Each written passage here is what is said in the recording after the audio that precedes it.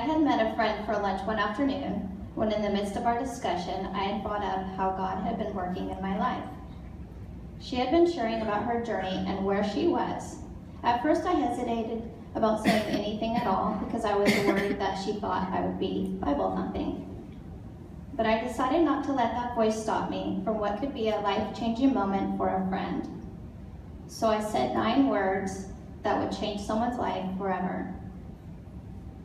Would you go to church with me? She looked at me, would you like to go to church with me? You're counting. I was counting.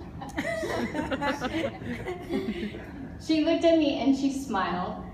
She then shared a little bit about her journey and how she had been wanting to find a church.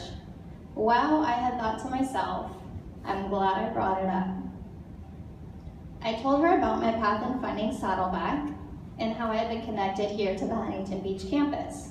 I think I might have said a little too much because she looked at me with a blank face, but thankfully she trusted me and decided to go to church that Sunday with me. It's so strange how we can mention a great restaurant to a friend, but to bring up church is just taboo. I was definitely one of those people who would keep God and my church life to myself, mostly because of rejection. As one of my clients would say, it's just head trash. I was raised not to talk about money, politics, or religion, because if I did, then I would have to most likely defend it. And since I'm not a millionaire, a politician, or a pastor, I didn't want to bring it up. We have it set in our minds that bringing up church would somehow offend others, but when really it brings out the best in them. Since bringing my friend to church, she has experienced God in church in a way that she has never before experienced. That lit a fire under me. It made me start to think of all my friends who could use a little push back to God.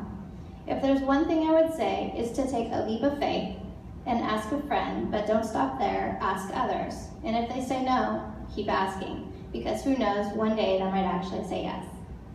At the end of the day, I understood my role was to trust God and realized that the enemy is the one that doesn't want me to invite people to church.